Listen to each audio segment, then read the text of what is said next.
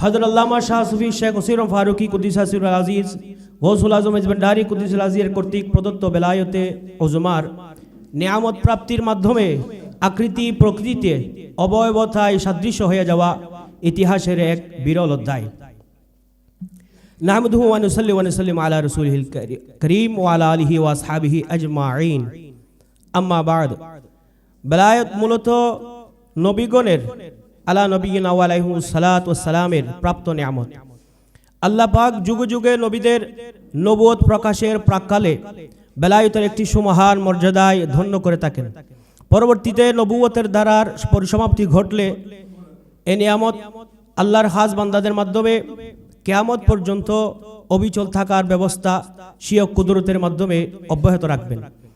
এরই ধারাবাহিকতায় খুলাফায়ে রাশেদা, আশারায়ে মুবাশশারা, আহলে বাইতের 12 ইমাম সহ অসংখ্য সাহাবায়ে কেরাম, আউলিয়ে কেরামের মাধ্যমে যুগে যুগে অলৌকিক বিষয়াদি প্রকাশ পেয়েছে।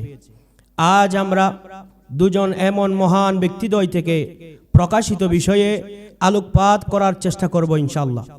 আলোচ্য দুই বুজুর্গদ্বয়ের মধ্যে প্রথমত হযরত গৌসুল আজম নূরে আলম মখদুমে আলম শাহেদ আলম শেখুল উলামা বিখ্যাত মুহাদ্দিস আল্লামা শাহ সুফি সৈয়দ আহমদুল্লাহ মেজবান্ডারি কদ্দাসাল্লাহু সিররুল বারি, যার ফয়েজ ও বরকতে ধন্য হয়ে অসংখ্য আউলিয়া কেরাম বেলায়েতের উচ্চ মর্যাদা লাভ করেছেন।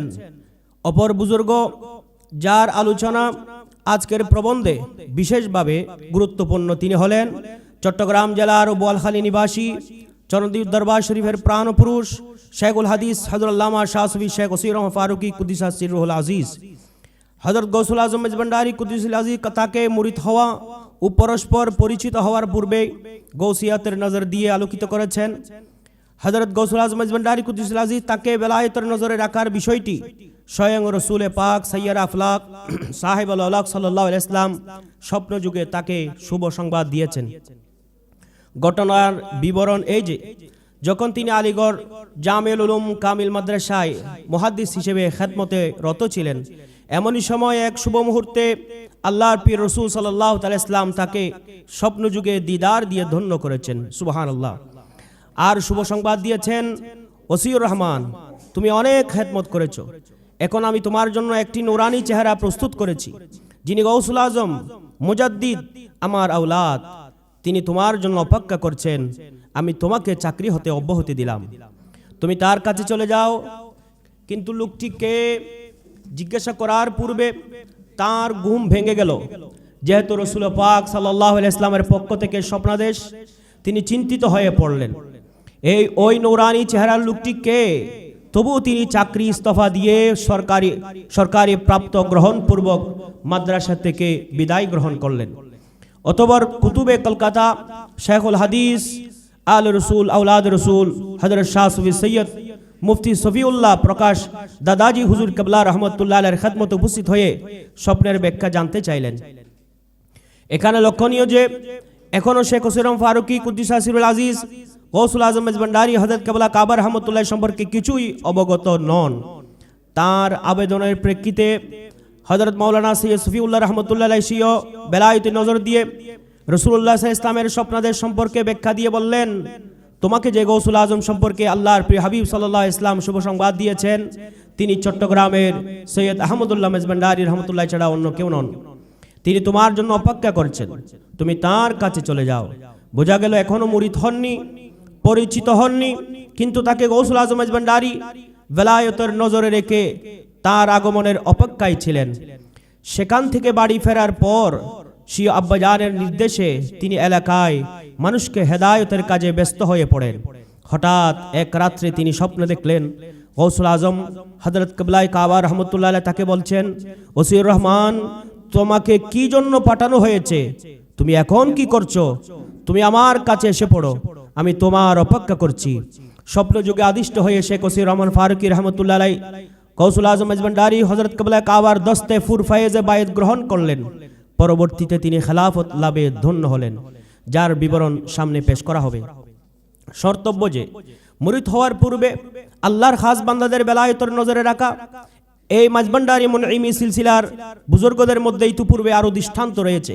যেমন 600 হিজরির শেষ ভাবে বঙ্গরাজ্যে যখন ইলম হাদিসের পাঠদান সূচনা হয়েছিল, ওই সময়ে যারা হাদিস চর্চায় আত্মনিয়োগ করেছিলেন তাদেরই একজন হযরত খাজা শেখ শরফুদ্দীন আহমদ মানিরি রহমতুল্লাহ আলাইহি। তিনি মুরিদ হওয়ার জন্য হযরত মাহবুব ইলাহি খাজা নিজামুদ্দিন আউলিয়া রহমতুল্লাহ আলাইহির খিদমতে উপস্থিত হয়েছিলেন। মাহবুব ইলাহি খাজা নিজামুদ্দিন আউলিয়া রহমতুল্লাহ আলাইহি তাকে এই বলে বিদায় দিয়েছেন যে হযরত খাজা নজিবুদ্দিন ফরদৌসী রহমতুল্লাহ আলাইহি তোমার জন্য বিশাল নিয়ামত নিয়ে অপেক্ষা করছেন, তুমি তার কাছে চলে যাও। হযরত শেখ শরফুদ্দীন আহমদ মানিরি রহমতুল্লাহ আলাইহি যখন খাজা নজিমুদ্দিন ফরদৌসী রহমতুল্লাহ আলাইহির খিদমতে উপস্থিত হলেন, তিনি তাকে তাড়াহুড়া করে বায়াত করালেন এবং বায়াত শেষে তাকে পূর্বে লিখিত একটি খেলাফতনামা দিয়ে বিদায় দিলেন। কিন্তু হযরত শেখ শরফুদ্দীন ইয়াহইয়া মানিরি রহমতুল্লাহ আলাইহি আপন মুর্শিদের খিদমতে আরজ করলেন, হযরত আমি তো এখনো তরিকতের আবজদ আলিফ বা তা শুরু করিনি, খেলাফতনামা দিয়ে আমি কি করব? হযরত খাজা নজিমুদ্দিন ফরদৌসী রহমতুল্লাহ আলাইহি উত্তরে বললেন, আজ থেকে 12 বছর পূর্বে হুজুর করিম রউফুর রহিম সরকার দু আলম সাল্লাল্লাহু আলাইহি ওয়াসাল্লামের নির্দেশে তোমার জন্য এই খেলাফতনামা লিখে রেখেছি। আমার সময় অনেক আগেই শেষ হয়ে গেছে, আমি শুধু তোমার অপেক্ষায় বসে রয়েছি। এই দীর্ঘ 12 বছর আমি তোমাকে বেলায়েতের নজরে রেখেছি এবং বেলায়েতের যাবতীয় স্তর তোমাকে পার করে দিয়েছি। তুমি এই খেলাফতনামা নিয়ে চলে যাও, মাঝ পথে এদিকের সংবাদ পেলে ফিরে আসবে না, তুমি তোমার পথে চলে যাবে। মাত্র মুর্শিদে পাকের দরবার থেকে 3-4 মাইল যাওয়ার পর সংবাদ পেলেন যে হযরত খাজা নজিমুদ্দিন ফরদৌসী রহমতুল্লাহ আলাইহি ইন্তেকাল করেছেন। ইন্না লিল্লাহি ওয়া ইন্না ইলাইহি রাজিউন। তিনি ফিরে আসেননি, রাজগীরের পাহাড়ে ঢুকে পড়েছেন। দীর্ঘ 40 বছর সেখানে রিয়াজত করেছেন। তিনি ইন্তেকালের প্রায় 350 বছর পর চেতন অবস্থায় সাক্ষাৎ প্রদান করে কুতুবে আলম মখদুবে আলম হযরত শাহ মুনঈম পাকবাজ রহমতুল্লাহ আলাইহিকে ফেরদৌসিয়া তরিকায় খেলাফত প্রদানে ধন্য করেছেন। এই মুনঈমি সিলসিলায় বুজুর্গদের বেলায়েত শক্তি দ্বারা আল্লাহর কোন মকবুল বান্দাকে মুরিদ হওয়ার পূর্ব থেকে বেলায়েতের নজরে রাখা এবং ফয়েজ প্রদান করা প্রমাণিত আছে। একই ধারায় হযরত আল্লামা শাহ সুফি শেখ ওসিউর রহমান ফারুকি কুদ্দিসা সিরুল আজিজ কে গৌসুল আজম মজবন্ডারি হযরত কিবলা কাবা রহমতুল্লাহ আলাইহি বেলায়েতের নজরে রেখেছেন।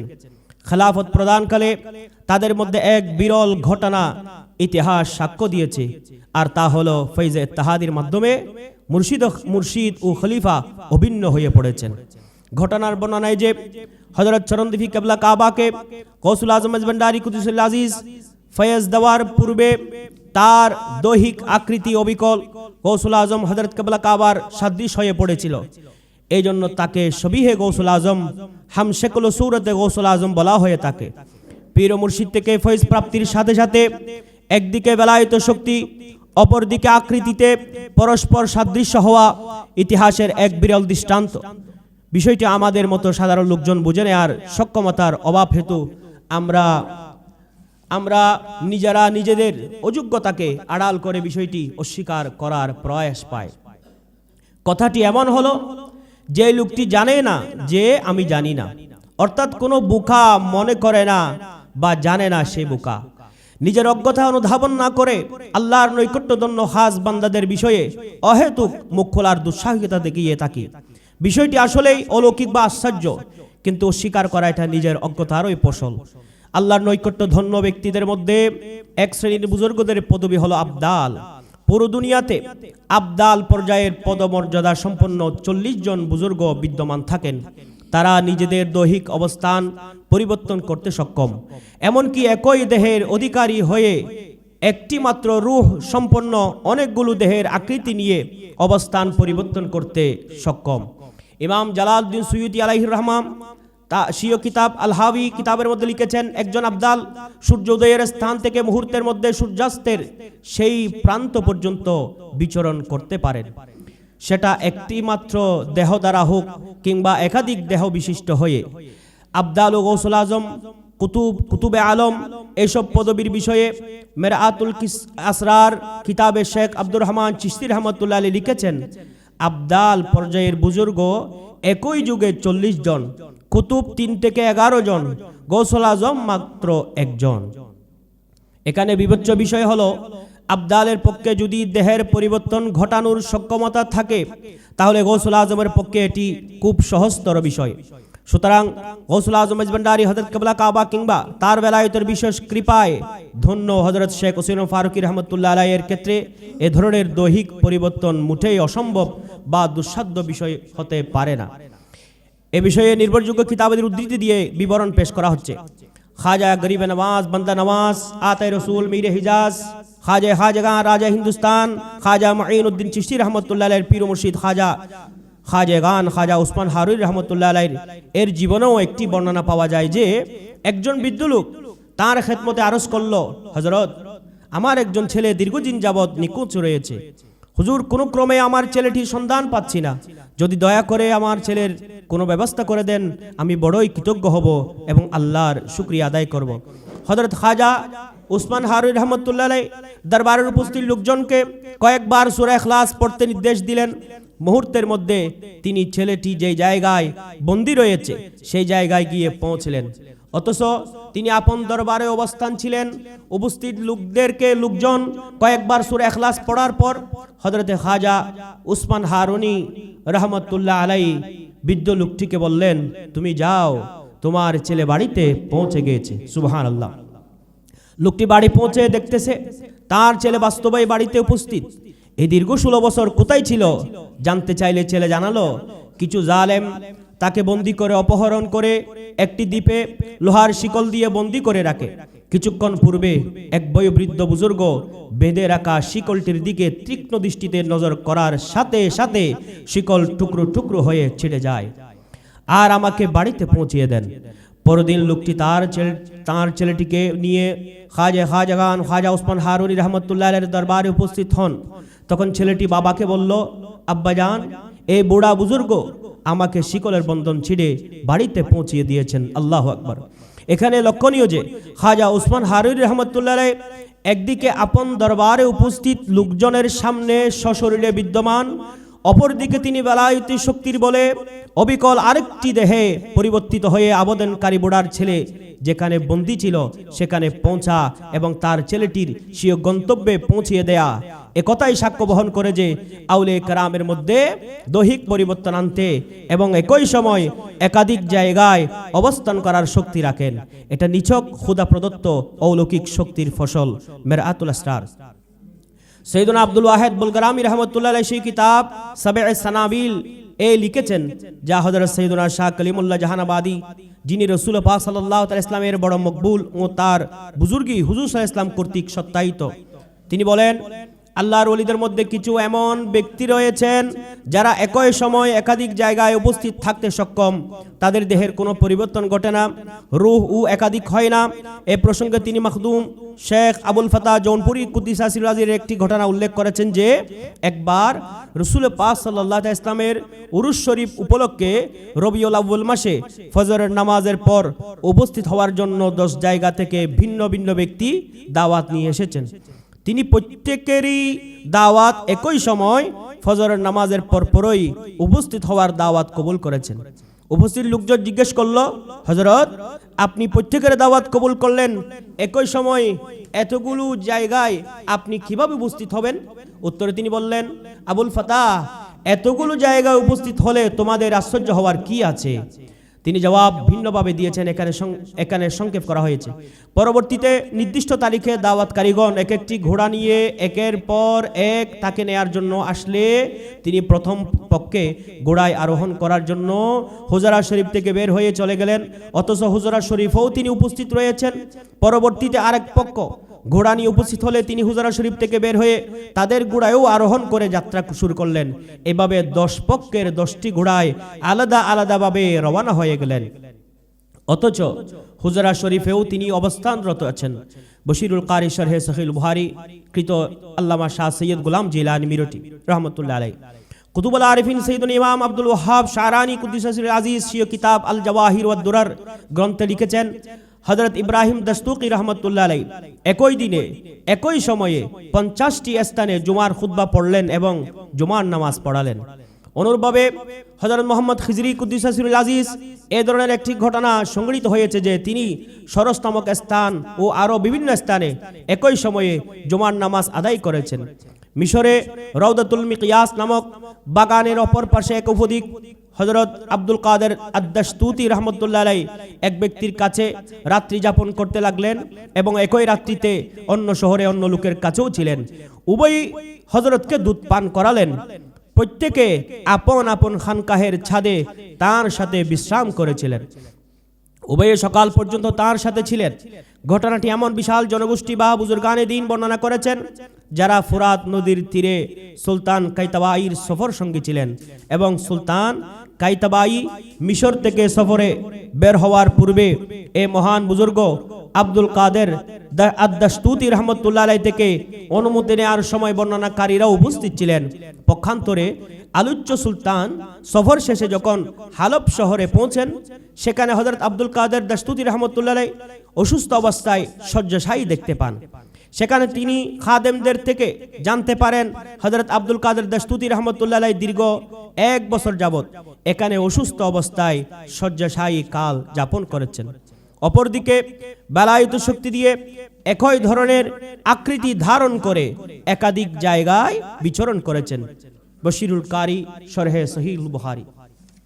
আউলিয়া কেরামের মধ্যে দৈহিক আকৃতি পরিবর্তনের সক্ষমতা শুধু গৌসুল আজম মাজবান্ডার শরীফে বা গৌসুল আজম মাজবান্ডারি কুদ্দুসুল আজিজ ফয়েজ প্রদান ও সেই ফয়েজের বরকতে শেখ ওসির রহমান ফারুকি রহমতুল্লাহ আলাইহির মধ্যে এই ধরনের দৈহিক পরিবর্তন, অন্যের আকৃতি ধারণ অসম্ভব বলার আদৌ কোনো সুযোগ নেই।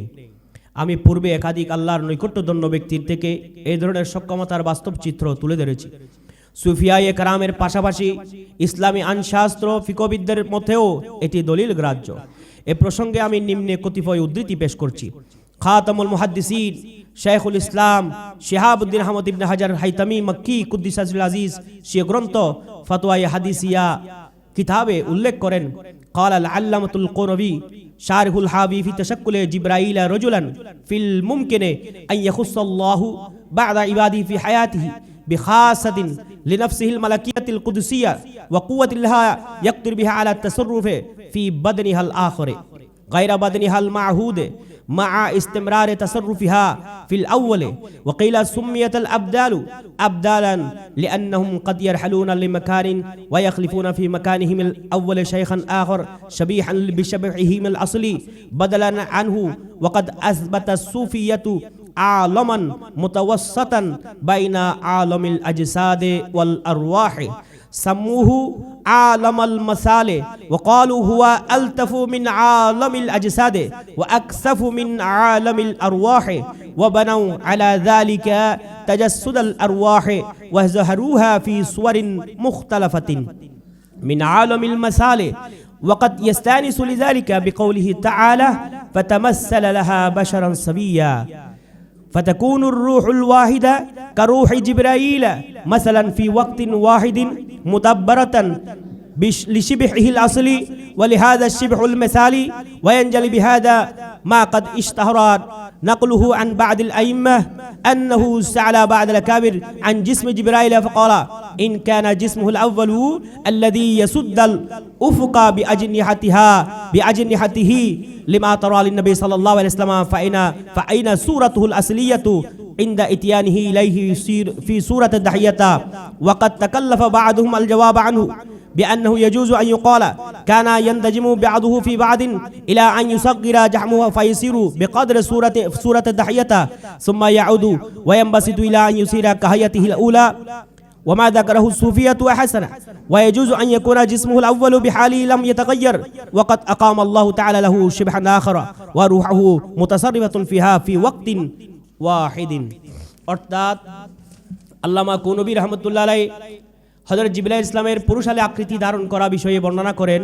এটা সম্ভাব্য বিষয়ের মধ্যে অন্তর্ভুক্ত যে আল্লাহ তাআলা কিছু বান্দাদের এমন বিশেষ বৈশিষ্ট্য দান করেছেন যার পবিত্র রূহ এর এমন শক্তি অর্জিত হয় যার দ্বারা তিনি আপন দেহে ক্ষমতা সম্পন্ন থেকে অন্য দেহে ক্ষমতা প্রয়োগ করে থাকেন।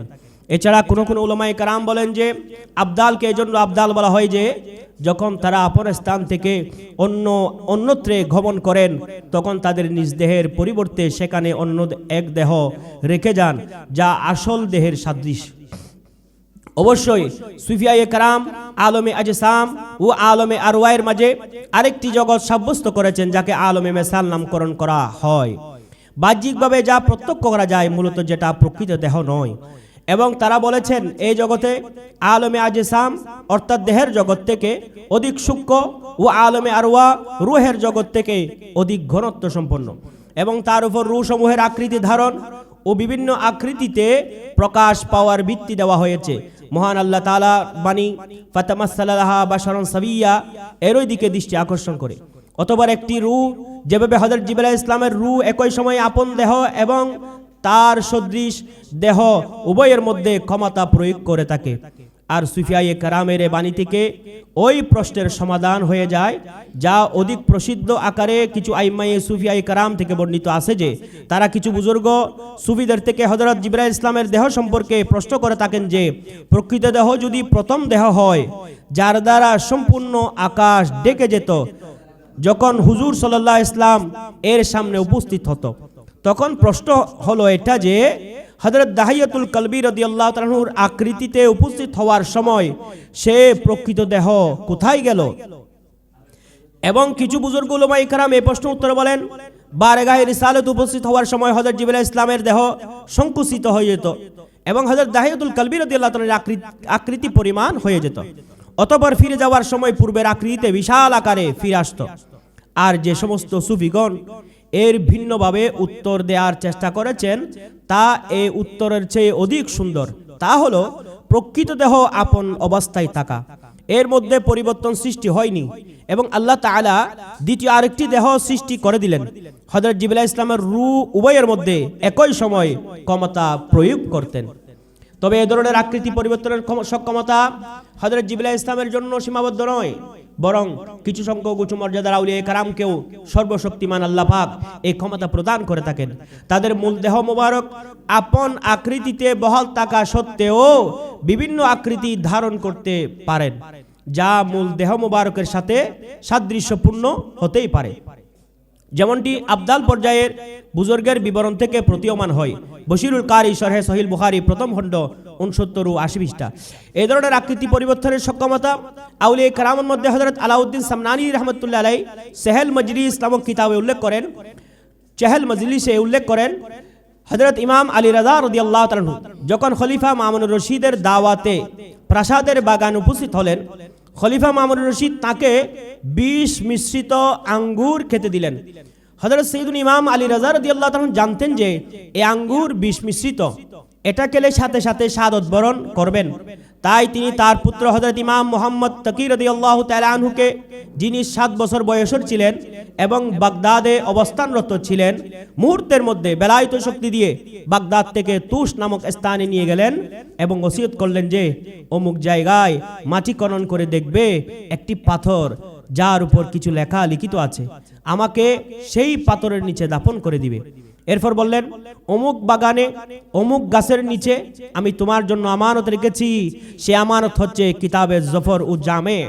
জামে ওই কিতাবকে বলা হয় যা আমিরুল মুমিনিন হযরত সাইয়্যিদুনা আলী রাদিয়াল্লাহু তাআলা লিখেছেন এবং অদৃশ্যের ভেদ রহস্য এর মধ্যে একত্রিত করেছেন, আর এটি যুগের ইমাম ব্যতীত কেউ জানতে পারে না। মিরাতুল আসরার 217 ও 18 পৃষ্ঠা।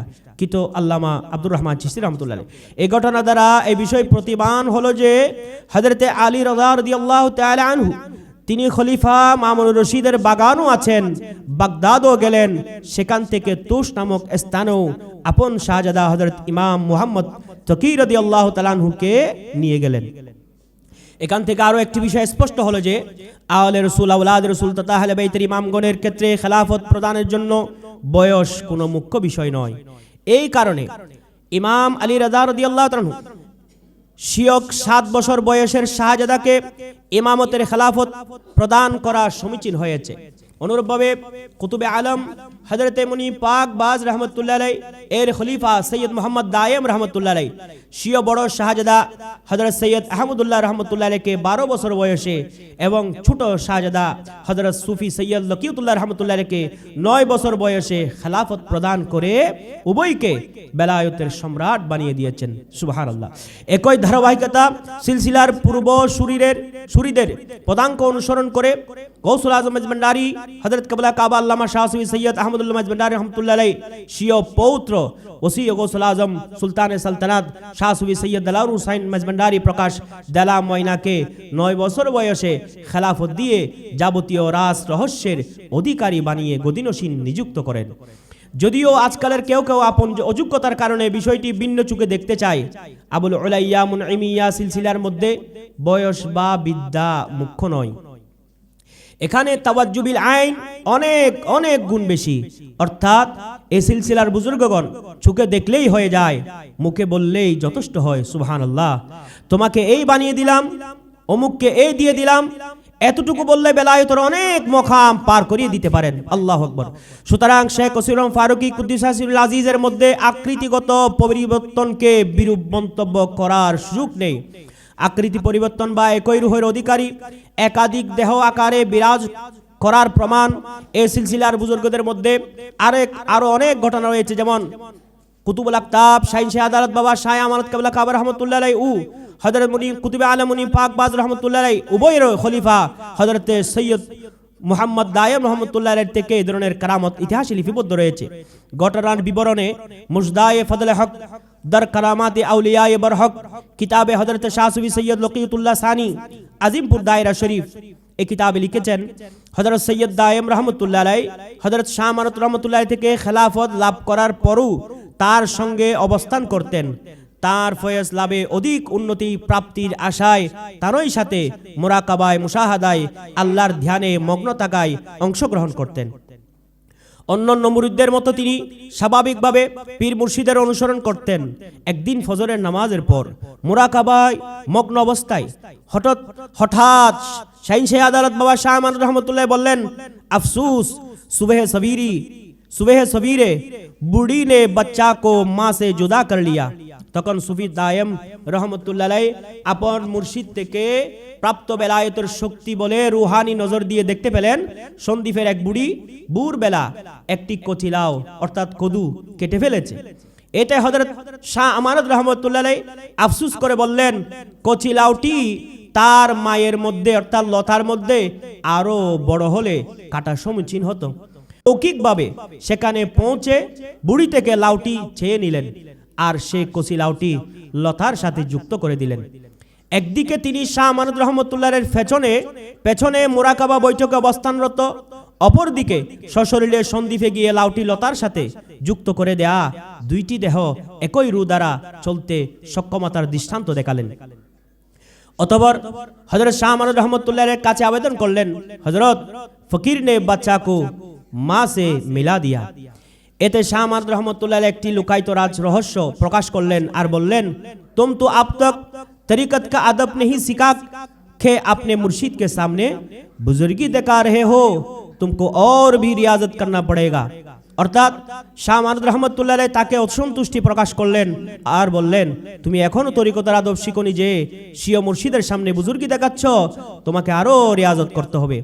এটুকু বলার সাথে সাথে সুফি সৈয়দ দায়েম রহমতুল্লাহ আলাইহি হযরত শাহ আমানত রহমতুল্লাহ থেকে প্রাপ্ত সমস্ত নিয়ামত হারিয়ে ফেলেছেন, অর্থাৎ একটি অসন্তোষযুক্ত বাক্য উচ্চারণ করে তার বেলায়েত শক্তি কেড়ে নিলেন। বস্তুত এটি একটি রহস্যপূর্ণ বিষয়।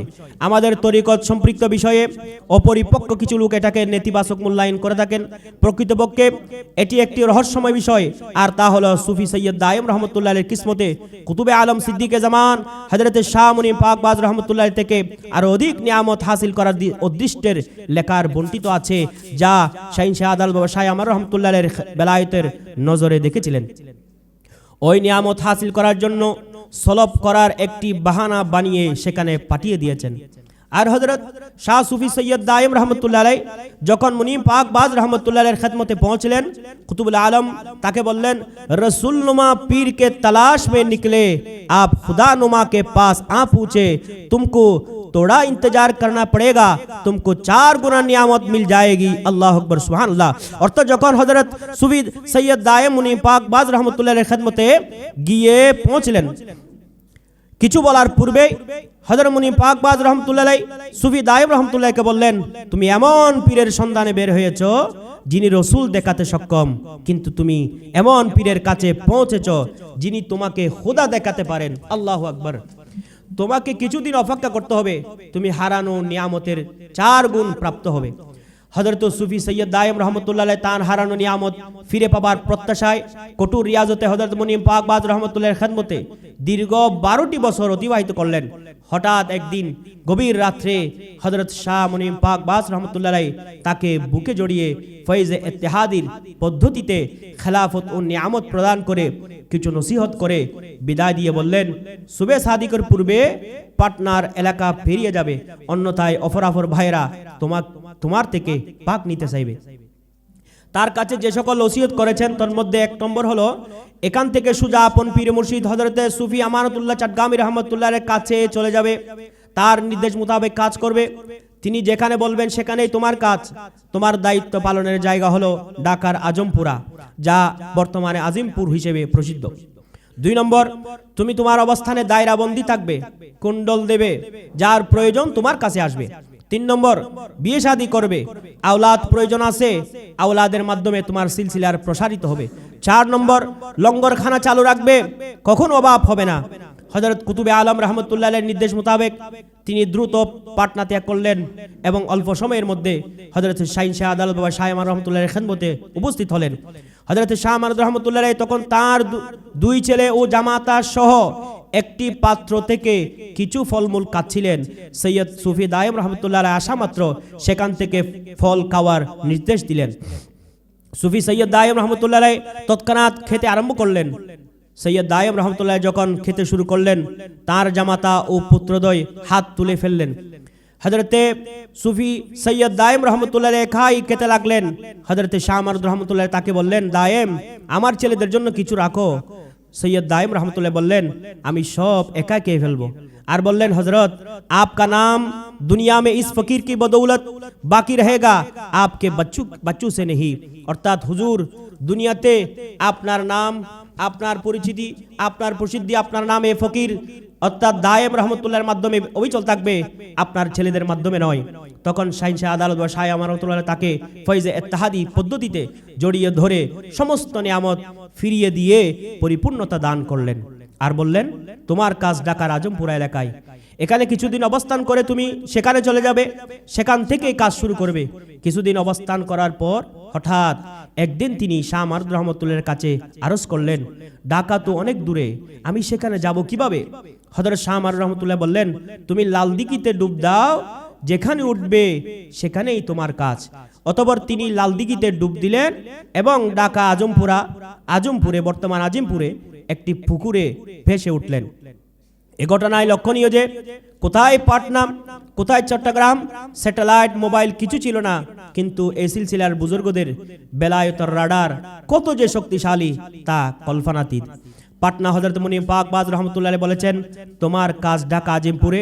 চট্টগ্রাম থেকে হযরত শাহ আমানত রহমতুল্লাহ আলাইহি একই নির্দেশনা দিয়েছেন, এটা বেলায়েতি রাডারেরই যোগাযোগ।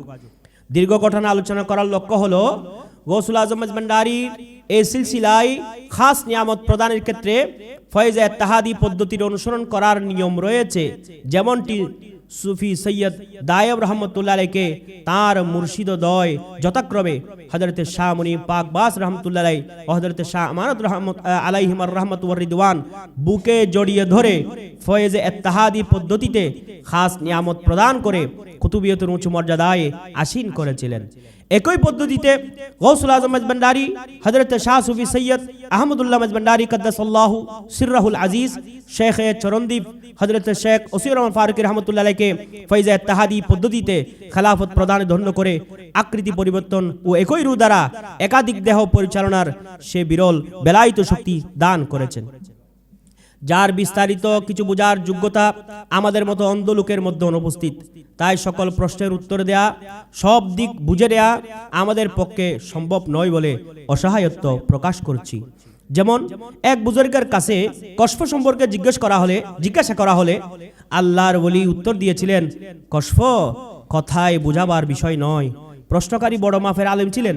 তিনি পুনরায় বললেন, হুজুর, আমি এত কঠিন কিতাবগুলো বুঝতে পারলাম, আপনি আমাকে বলুন আমি বুঝতে পারবো না কেন? উত্তরে আল্লাহর ওলি বললেন, তিতা চিনো? বললেন হ্যাঁ। বুজুর্গ বললেন, তিতা কি রকম আমাকে বুঝাও। তখন প্রশ্নকারী আর বোঝাতে পারছেন না। তখন হুজুর বললেন, তিতা যেমন জিহ্বার উপর দেয়া ছাড়া বোঝা যায় না, তরিকতের আমল করে রিয়াজত মুজাহাদার পর বেলায়েতের একটি স্তরে পৌঁছলে কলবের জ্যোতি বিকশিত হয়, তখনই বান্দা কশফ বুঝতে পারে। পরিশেষে বুজুর্গ প্রশ্নকারীকে বললেন, বাবা, তোমার স্ত্রীর রানের গোড়ায় একটি শ্বেত রোগের দাগ আছে, তুমি কি সেটা খেয়াল করেছো? উত্তর দিলেন না। তখন বুজুর্গ বললেন, স্ত্রীর রানের গোড়ার খবর রাখো না, কাশফের খবর নিতে এসেছো, প্রথমে গিয়ে সেটা দেখে আসো, যদি সেটা ঠিক হয় বুঝে নেবে পীর সাহেব তাঁর বাড়ি থেকে যে শক্তি দিয়ে এটা জানা সম্ভব হয়েছে সেই শক্তির নাম কাশফ বা অন্তর্দৃষ্টি। এটা বক্তব্যে বোঝা যায় না, অর্জন করতে হয়। প্রশ্নকারী যে বুজুর্গের কাছে প্রশ্ন করেছিলেন সেই বুজুর্গের নাম হলো হযরতুল আল্লামা আলহাজ শাহ সুফি হাকিম হাফেজ বজলুর রহমান মুহাজিরে মক্কি রহমতুল্লাহ আলাইহি, বেতাগী রাঙ্গুনিয়া চট্টগ্রাম, যার বাসস্থান, যার দরবার। আর প্রশ্নকারী হলেন তারই মুরিদ হযরত মাওলানা সৈয়দ হুসাইন রহমতুল্লাহ আলাইহি, যার বাসস্থান হচ্ছে জাহানপুর ফটিকছড়ি চট্টগ্রাম।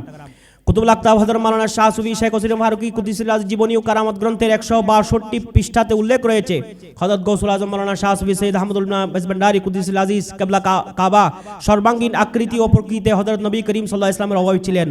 তাহার দৈনিক মানসিক আধ্যাত্মিক চারিত্রিক ও যাবতীয় স্বাভাবিক অস্বাভাবিক গুণ ও কার্যাবলীতে হযরত নবী করিম সাল্লাল্লাহু আলাইহি ওয়াসাল্লামের পূর্ব অবয়ব ও প্রত্যক্ষ প্রতীক ছিলেন। শারীরিক গঠনের মধ্যে কেবলমাত্র মোহরে নবুয়তের পার্থক্য ছিল।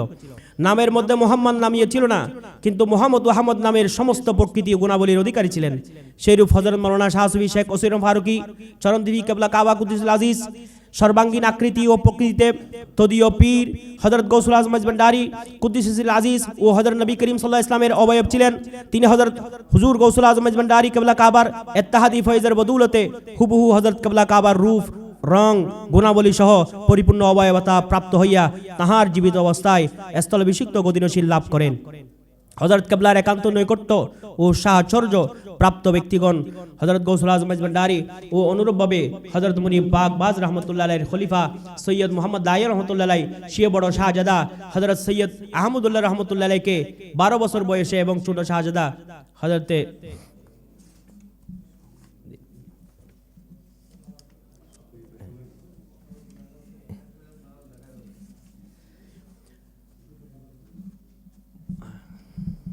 দুঃখিত, পৃষ্ঠা একটু বেশ হয়ে গেছে, সেই জন্য একটু রূপ লাবণ্যের মধ্যে কোনো প্রভেদ বা পার্থক্য নিরূপণ করিতে পারিত না। গৌসুল আজম মেজবান্ডারির জীবনী কারামত গ্রন্থের 177 পৃষ্ঠায় প্রথম সংস্করণ প্রকাশের বিবৃতি নামক শিরোনামে উল্লেখ করা হয়েছে, এ মাওলানা ওসিউর রহমান সাহিবী গদির হুকুমপ্রাপ্ত হযরতের প্রথম খলিফা। বাড়িতে গিয়ে গদিতে বসার পর মাত্র একবারই তিনি দরবার শরীফ আসিয়াছিলেন, তাও হযরত কিবলার ওফাতের 16 কিংবা 17 দিন পূর্বে। সেই সময় শীতের মৌসুম ছিল। আমি সেই সময় একদিন প্রাতকালীন পড়া শেষ করিয়া গোসলের পূর্বে উত্তরের উঠারে খেলিতে আসিয়া হঠাৎ দক্ষিণ দিকে নজর করিতেই মন আনন্দ ভরিয়া উঠিল, যেন হযরত কিবলার দক্ষিণমুখী উঠারে শীতকালীন রৌদ্র উপভোগ করিতেছেন। তাহাকে কিছু সুস্থ বলিয়া মনে হইল। তাড়াতাড়ি দক্ষিণ দিকে সম্মুখে আসিলেই আমার ভুল ভাঙ্গে, কারণ যিনি ভূমিষ্ঠ আছেন তিনি চরণদ্বীপের মাওলানা ওসিউর রহমান সাহেব। তিনি ইত্তেহাদি ফয়জের বদৌলতে দেহে পর্যন্ত হযরতের অবয়বতা প্রাপ্ত হইয়াছিলেন। খোদা তাআলার মহিমায় বয়সের ফলে চুলদাড়ি মুবারকও একই রূপ সাদা হইয়া গিয়াছিল, যাহার ফলে আমার অর্থাৎ ওসিয় গৌসুল আজম সৈয়দ দেলাওয়ার নারী কিবলা কাবার মতো নিত্য সাহচর্য প্রাপ্ত লোকও বিভ্রান্তিতে পড়িতে বাধ্য হয়েছিলাম। কুতুবুল আকতাব হযরত মাওলানা শাহ সুফি শেখ ওসিউর রহমান ফারুকী কুদ্দিসুল আজির জীবনী ও কারামত গ্রন্থের 154 পৃষ্ঠাতে উল্লেখ করা হয়েছে, খদুরকিল নিবাসী জনাব মাওলানা শাহ সুফি সৈয়দ মুহাম্মদ ইসমাইল সাহেব রহমতুল্লাহ আলাইহি বলেন, একদা আমি হযরত কিবলার অর্থাৎ গৌসুল আজম মেজবান্ডারির খেদমতে উপস্থিত হইলাম। তাহার বাপ বিবুর ইস্তেগরাক বা তন্ময় অবস্থার প্রক্ষণে তিনি বলেন, আমার দুইটি চক্ষু, আমি একটি চক্ষু মাওলানা শাহ চরণদ্বীপীকে দিয়াছি, আরেকটি চক্ষু বড় মাওলানা শাহ বাবা ভান্ডারী কিবলা কাবাকে দিয়াছি। তিনি আলমে আরওয়াহে সায়ের করিতেছেন। তাহারা মাওলানা ওসিউর রহমান শাহ, মাওলানা গুলামুর রহমান শাহ আমার বলদ। আমার দুই চক্ষু বিশেষ, আমি পূর্ণ মানব, আমি পবিত্র, আমার শান কত বড়। হযরত রাসূল করিম সাল্লাল্লাহু আলাইহি ওয়াসাল্লামের চাদর মুবারক নিজের জীবন উৎসর্গ করার বিনিময়ে যাহা মওলাই কায়নাত মুশকিল কুশা হায়দার কাররার হযরত আলী রাদিয়াল্লাহু তাআলা লাভ করিয়াছেন, ওই বেলায়েতে চাদর মুবারক আমার নিজ হস্তে মাওলানা শাহ চরণদ্বীপীকে আপাদমস্তকে ফরাইয়া দিয়াছি। হযরত রাসূল করিম সাল্লাল্লাহু আলাইহি ওয়াসাল্লামের বেলায়েতু জুব্বা যাহা হযরত ওয়াইস করণী রাদিয়াল্লাহু তাআলার প্রেরণায় অর্জন করিয়াছেন, তাহা আমার নিজ হস্তে বড় মাওলানা বাওয়ান্ডির কিবলা কাবাকে পরাইয়া দিয়াছি। তাহারা শানে আলী ও শানে ওয়াইসি রহমানিয়া শানে বিরাজমান, নূরান আলা নূর। আমি মাঝবান্ডারে ডুব দিয়া কর্ণফুলী নদীর দক্ষিণ তীরে চরণদ্বীপ গ্রামে উঠিয়াছি। তোমরা আমাকে দেখিতে ইচ্ছা করিলে চরণদ্বীপ শরীফ যাইয়া দেখো, তথা আমি একখানা মসজিদ তৈয়ার করিয়াছি। ইহা সকলের আনুগত্যের স্থান। আমি যার মাওলা প্রেমাস্পদ হই, চরণদ্বীপী তার মাওলা। আমার মসজিদে নামাজ পড়িলে খুদা পরিচিতি জ্ঞান লাভ করিবে, মঞ্জিলে মকসুদে পৌঁছিবে। আমাদের দেশে কিছু বাকপণ্ডিত লোক আছে, তারা বুঝে না বুঝে কথা বলে, সর্বত্র নিজেকে শীর্ষ পণ্ডিত মনে করে। এ ধরনের মহিষকালীর এক পণ্ডিতের ঘটনা এ প্রসঙ্গে পাঠকের সতর্কতার জন্য পেশ করছি। 1933 সালে কলিকাতা আলিয়া মাদ্রাসা থেকে সোনার মেডেল স্বর্ণপদক সহকারে কামিল পাশ করে চট্টগ্রামে ফিরে আসলেন বিখ্যাত আলেম যুগশ্রেষ্ঠ মুহাদ্দিস বাংলার রত্নপুরুষ হযরত আল্লামা মুহাদ্দিস ফুরকান রহমাতুল্লাহ আলাইহি।